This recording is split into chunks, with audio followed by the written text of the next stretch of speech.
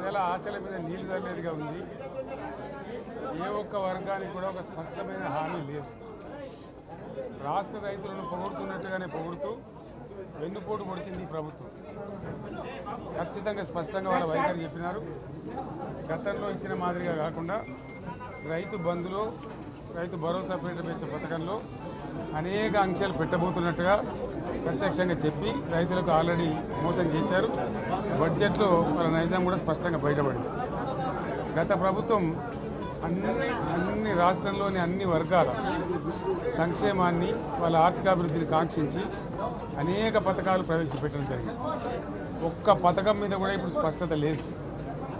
For example, యాదవుల కోసం ఉన్నటువంటి వాళ్ళ అభివృద్ధి కోసం పెట్టినటువంటి గొర్రెల పెంపకం పథకాన్ని టోటల్గా మూసివేసినట్టుగా మనకు అర్థమవుతా ఉంది.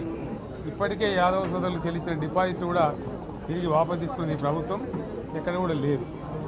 అత్యంత అడుగు వర్గాలు అని డబ్బా కొట్టినట్టు కొడుతూనే వాళ్ళ గొంతు కోసింది ప్రభుత్వం. దళిత వర్గాల కోసం గళితంలో ప్రవేశపెట్టబడ్డ విప్లవాత్మకమైనటువంటి దళిత బంధు పథకాన్ని ప్రస్తావన కూడా లేదు.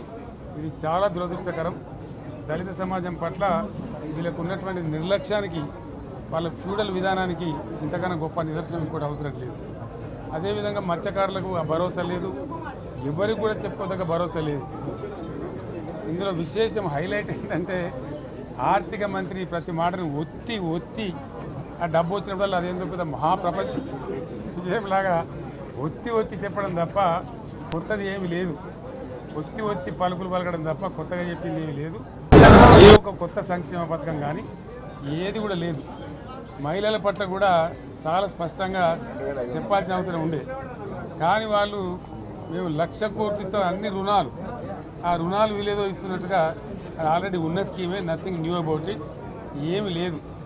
వెరసి ఇష్యూ యాజ్ ఏ హోల్. దురదృష్టం ఏంటంటే, చాలా బ్యాడ్ లక్ ఏంటంటే, మేము కూడా ప్రభుత్వం ఏర్పడిన తర్వాత కనీసం ఒక 6 మాసాల సమయం వాళ్ళకి ఇవ్వాలని మేము అనుకున్నాం. నేను కూడా శాసనసభకు పెద్దగా రాలేదు. కానీ ఈరోజు బడ్జెట్ చూస్తే ఏ ఒక్క పాలసీ ఫార్ములేషన్ జరగలేదు. రాష్ట్రానికి సంబంధించినటువంటి ఏ ఒక్క విషయంలో కూడా ఈ అర్బక ప్రభుత్వం ఇప్పటి వరకు పాలసీ ఫార్ములేషనే చేసినట్టుగా కనపడతలేదు. వ్యవసాయం ఉంది, మాకు స్పష్టమైన అవగాహన ఉండే ఈ రాష్ట్రంలో వ్యవసాయ స్థిరీకరణ జరగాలని మేము 2 పంటలకు కూడా ఇచ్చినాం రైతు బంధు. వీళ్ళు ఎగ్గొడతామని చెప్తా ఉన్నారు. మేమేదో రైతులకు ఇచ్చిన డబ్బును దాన్ని పాడు చేసినాము, చెడగొట్టినాము, దుర్వినియోగం చేసామన్న పద్ధతిలో దురదృష్టకరమైన వ్యాఖ్యలు చేస్తూ ఉన్నారు. అంటే ఇది పూర్తిగా రైతు శత్రు ప్రభుత్వం అనేది తెలుస్తూ ఉంది.